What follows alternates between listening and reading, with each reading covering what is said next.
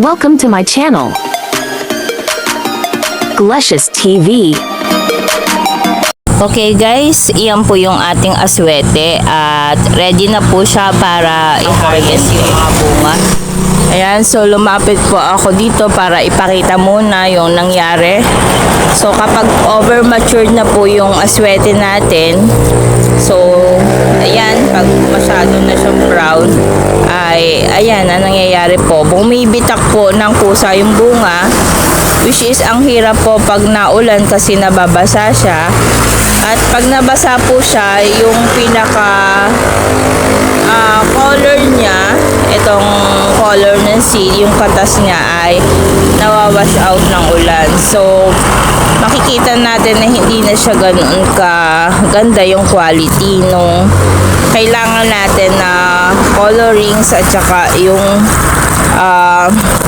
taste nung ating aswete. So, pwede pa naman siya i-dry, kaso nga lang, ang mahirap po sa ganito ay kapag i-preserve natin ay kakaunti na rin yung makukuhang kita nyo. Hindi na siya makulay kahit pa ganunin natin. So, nandun lang yung seed pero color, pero hindi na mapapakinabangan yung food coloring at yung makukuha natin sustansya galing dun sa food colors na natural. So, full of calcium po kasi ito kung makukuha natin yung pinakakatas at saka yung niya color na natural. Tanyo, yun lang nakuha natin, wala tayong nakuhang iba. Pero unlike dito sa ganitong green na kapag ginamit natin sa pagluluto ay talagang sulit na sulit, ayun, sobrang daming katas. At ang kagandahan po niya sa kanya ay ayan, fresh na fresh. Hindi talaga na-wash out ng ulan kasi hindi siya nagbitak. So, ito po yung i-harvest natin. Kitang-kita naman pag inano natin sa kamay, halos talagang kitang-kita agad yung moisture niya, yung pinaka-kailangan natin sa pagluluto. Ayan, ang bilis mag-tint. Ayan, as in talagang ito yung kailangan natin.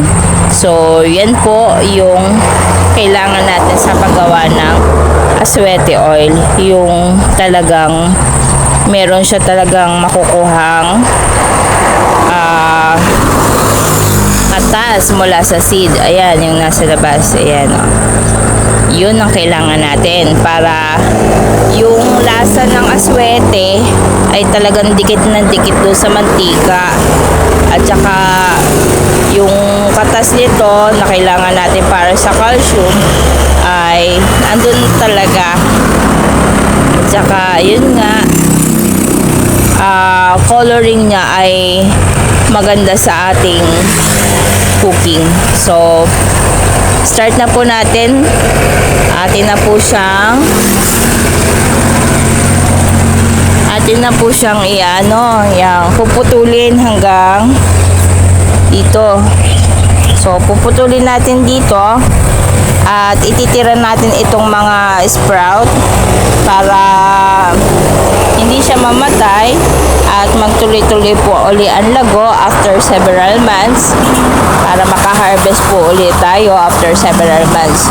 So, ganun lang po yung ginagawa ko dito lagi. Ipo-prune ko siya na medyo sagad sa baba, tapos palalagoon uli at ha-harvest po uli ng panibagong bunga. So, tara na!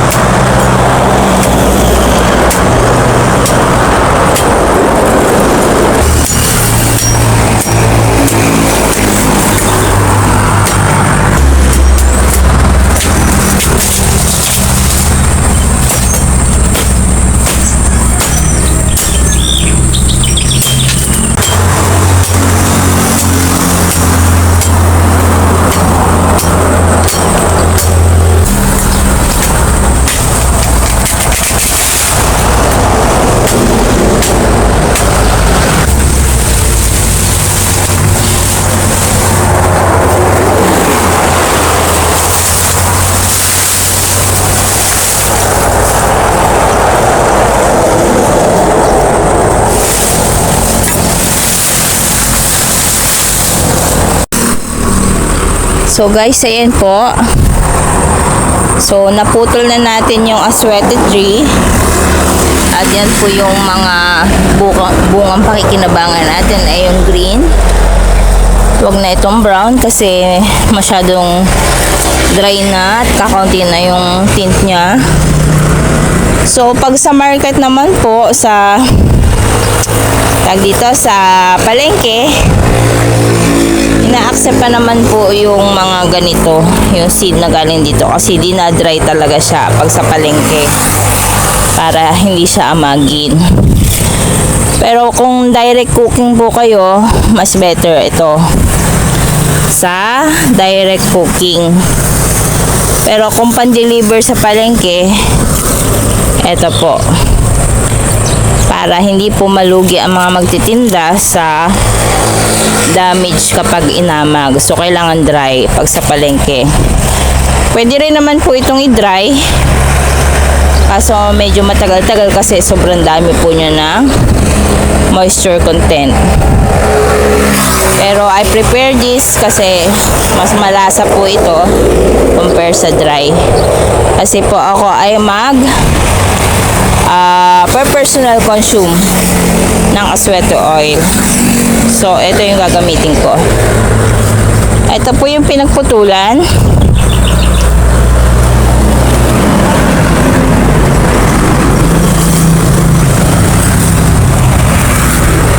So, kung mapapansin nyo, itinira ko po itong may mga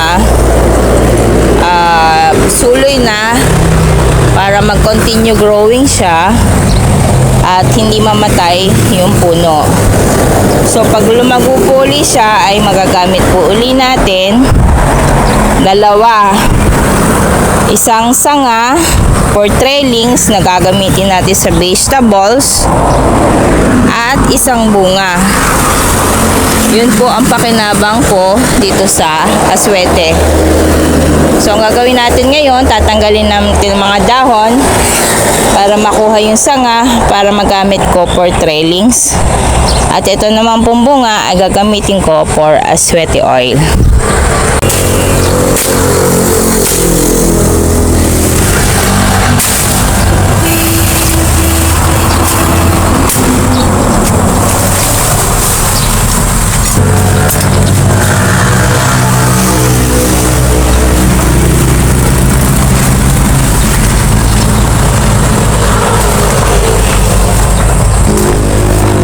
Ayan, so dalawa po yung magamit natin na trailings. Ayan. So, meron po tayong dalawa na naka-preserve na magagamit natin sa likod para sa ating vegetables. Tapos ito, isa-segregate naman po natin ang ating gagamitin sa kitchen ngayon. So, yung green.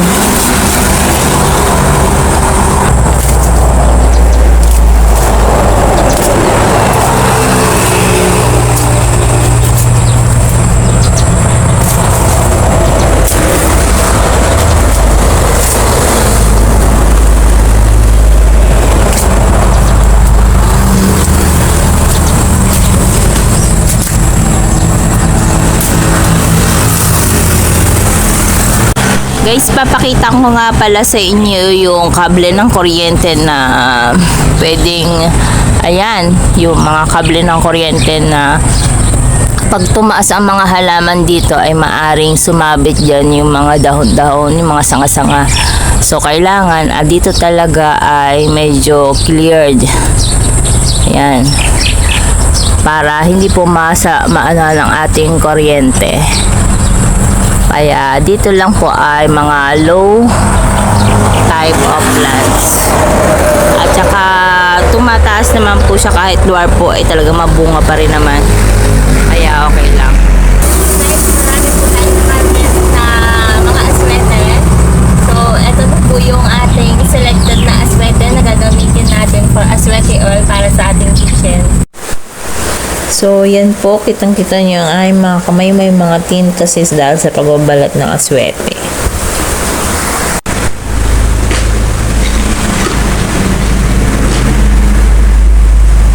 Ayan o, nung kinalog natin talagang Nag-ano na po siya. Umano na yung color niya. Oh.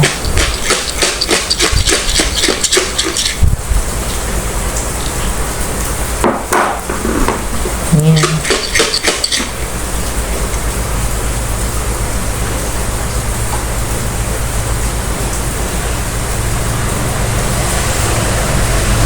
Ang ganda ng pagkaano niya. Fresh na fresh. Ang daming katas. So, ayan na po yung ating aswete oil. At mukhang nagiging okay naman siya. Ayan o. Oh.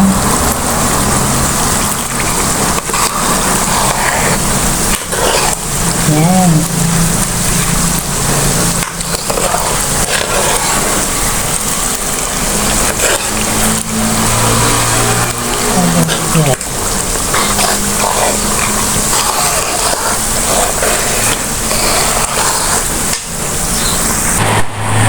Ayan po guys, nakagawa po tayo ng 1 jar ng aswete oil. Yung ating hinarvest na aswete. So, eto po siya.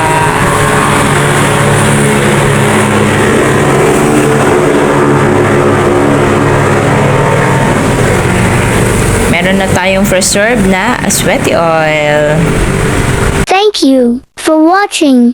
Hope you subscribe to my channel, Glecious TV, and click the like button